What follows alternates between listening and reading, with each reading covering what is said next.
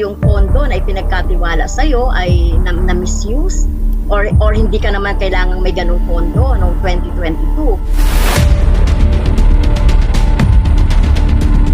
Pwede, no? Pwedeng possibility ng impeachment because of the betrayal of public trust. Yun, sinasabi ko parati yun kasi syempre yung pondo na ipinagkatiwala sa'yo ay na-misuse or hindi ka naman kailangang may ganung pondo noong 2022 pero ginamit mo, ginasta mo at naging illegal pa yung paggasta based doon sa notice of disallowance ng COA, and that is a basis for graft and corruption na isa ring basis doon sa impeachment. Yun nga, so yung graft and corruption, the trial of public trust, yun kasi yung pwedeng maging basis for impeachment. Hindi na bago ang usapin ng pag-impeach sa akin. Kung babalik tayo nung nakaraang taon, ay nagsalita na si Franz Castro noong November 2023. Nagsabi na siya, ay pinag-uusapan namin ang impeachment ni Inday Sara. At nagbigay siya ng mga basehan doon sa ipa-file daw nila na impeachment. Kaya tuloy-tuloy lang yan na pinag-uusapan openly diyan sa House of Representatives ang impeachment. At lagi nandun sa gitna si Franz Castro sa usapin ng impeachment sa akin. Unang-una, walang misuse ng confidential funds, walang misuse ng funds ng Department of Education. Kaya ngayon, ipinipilit nilang gawan ng basihan yung mga sinasabi nila na impeachment sa akin. Kaya hindi bago yan na pinag-uusapan ang impeachment. Kasama yan sa plano nila laban sa akin. Merong cut of 1.293159 billion pesos. Ang nangyari po is while the Office of the Vice President, the DBM, proposed or recommended a budget of 2.037 billion for the OVP, kami naman po, ang Committee on Appropriations yesterday recommended, to be exact, 733,198 million pesos, which means merong cut of 1.293159 billion pesos. Narinig din namin na merong defunding, i-defund daw ang Office of the Vice President budget. Handa ako sa Office of the Vice President na magtrabaho kahit walang budget. Maliit lang yung opisina namin, maliit lang yung operations namin. Kaya kayang-kaya namin na magtrabaho kahit walang budget. Alam naman namin na kapartiyan ng pag-atake. Kaya kami, tutuloy lang kami sa kailangan namin gawin para sa bayan. Hindi ako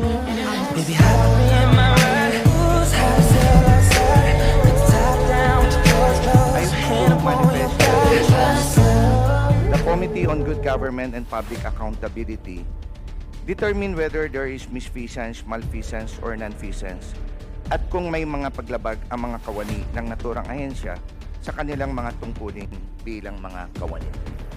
What we are witnessing now is no ordinary legislative inquiry. This exercise is a well-funded and coordinated political attack. This much is evident from the very words of the privileged speech that prompted this inquiry. A speech that simply meant to say, do not vote for Sara on 2020. It is clear to me that this inquiry is not about misused funds, accountability, or governance. Instead, it is solely aimed at discrediting my name and my office to prevent future political contests.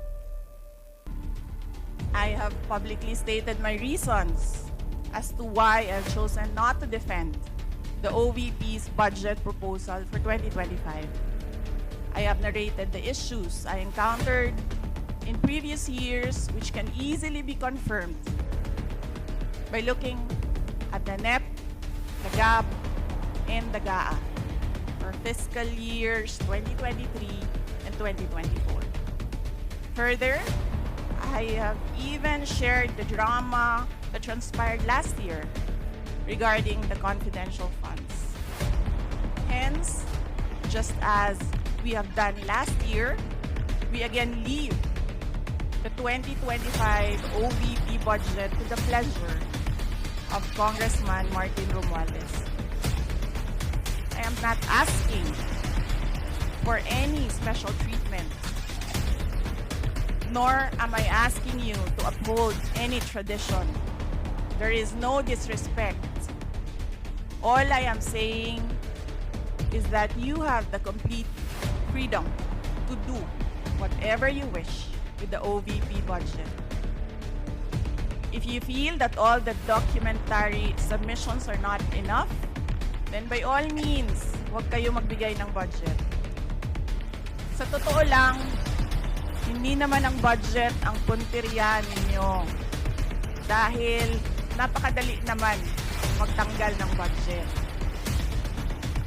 What you are trying to do is make a case for impeachment. Hindi naman ako kakandidato sa nalalapit na eleksyon. Hindi ako namumulitika. Ang ginagawa ko lamang ay ang pagtupad sa aking oath of office at campaign platform na trabaho, edukasyon, at mapayapang pamumuhay. Sinabi ko na noon at ilang beses ko nang inulit na hindi ako ang problema ng bayan na ito. Ang totoong problema ng bayan ay kagutuman, kahirapan, iligal na droga, kriminalidad, terorismo, hindi na sapat na healthcare, kalidad ng edukasyon, kawalan ng plano ng infrastruktura para sa disasters, at marami pang iba. So, you may try to destroy me, you can skin me alive, and throw my ashes to the wind. But let it be known, you will find me unbowed. I will continue to serve the Filipino people no matter the personal cost or political intrigue. Having said that, I will not allow myself to be subjected to an inquiry based on an empty privilege speech just so you can attack me and do indirectly what you failed to do directly during the budget hearings. I therefore request this committee to terminate this inquiry for its clear lack of any proposed legislation or substantive matter for discussion. Ayaw niya talagang sumagot sa confidential fund dahil hindi niya kayang ipaliwanag. Ayaw niya talagang sumagot sa confidential fund dahil hindi niya kayang ipaliwanag. Kasi ninakaw niya yung pera. Ang tanong diyan, isauli niya dapat yung pera. Nagkwento sa akin ang isang congressman. Sabi niya, lumapit daw sa kanya si congressman ko at sinabihan siya na tatanggalin namin ang confidential funds ni Inday Sara. Hindi ba siya magagalit? Ang sagot naman sa kanya nung kaibigan ko na congressman, alam mo, si Inday Sara, walang pakialam sa pera yan. Magtatrabaho yan kahit anong budget. Alam niya yan. Dahil alam din niya na limitado ang pera ng gobyerno. Kaya magtatrabaho yan. Trabaho lang ang gusto niyan. Sinabihan siya. Inulit pa niya yung tanong. Tinanong niya yung congressman, sigurado ka ba na hindi magagalit si Inday Sara? Sabi niya, hindi. Kaya kung makita ninyo, doon sa budget hearing ng Office of the Vice President, ay dinefend namin ng maayos kung paano gagamitin ang confidential funds. Napapabilis ang trabaho, napapadali ang trabaho, dahil nakatarget yung mga proyekto Pero pagkatapos nung plenary namin sa House, ay kaagad na lumabas, di ba? Walang 2 oras lumabas ang statement ni Congressman Zaldico. Ano sabi niya? Unanimous decision ng party leaders under the leadership of Congressman Martin Romualdez, tatanggalin namin ang confidential funds. At para hindi halata na inaatake nila ako, itinanggalan din nila yung mga iba pang mga departments ng kanilang confidential funds. So nakikita nyo, bumulong ang Makabayan Block kay Martin Romualdez. At dahil sa kagustuhan ni Martin Romualdez na hindi siya atakihin, at dahil sa gusto niyang suportahan ang Makabayan at ang NPA, nakinig siya.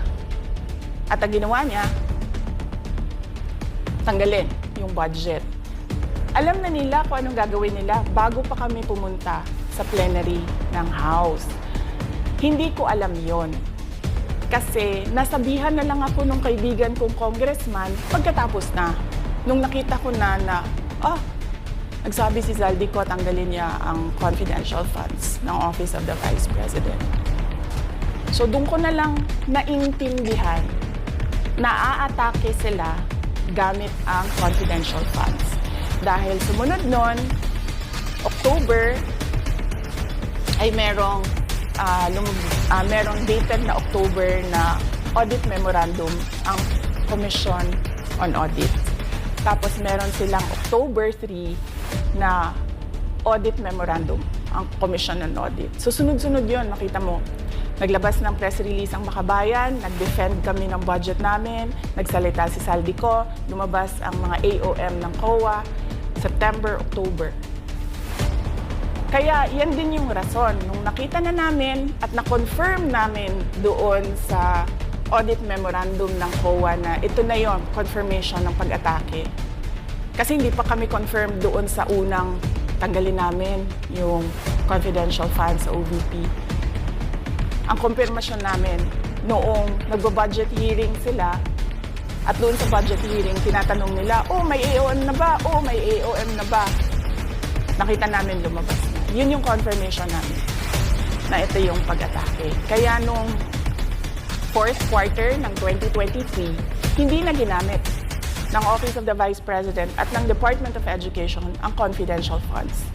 Kasi sabi ko sa kanila, kahit gaanong tamang gamit natin dyan, gagawan nila ng mali yan. Bubutasin nila yan at aatakihin tayo gamit ang confidential funds. At ang patutuo nito, kung makita ninyo, noong House hearing, noong August 27, 90% ng mga tanong, confidential funds. Kahit na 2024 at 2025, wala ng confidential funds ang Office of the Vice President. So yan yung explanation, mahabang explanation ko. Bakit pa tayo mag-question and answer? Para atakihin ninyo ako? Tapos, alam naman nating lahat. Congressman Zaldico, Congressman Martin Romualdez lang ang nagdidesisyon sa budget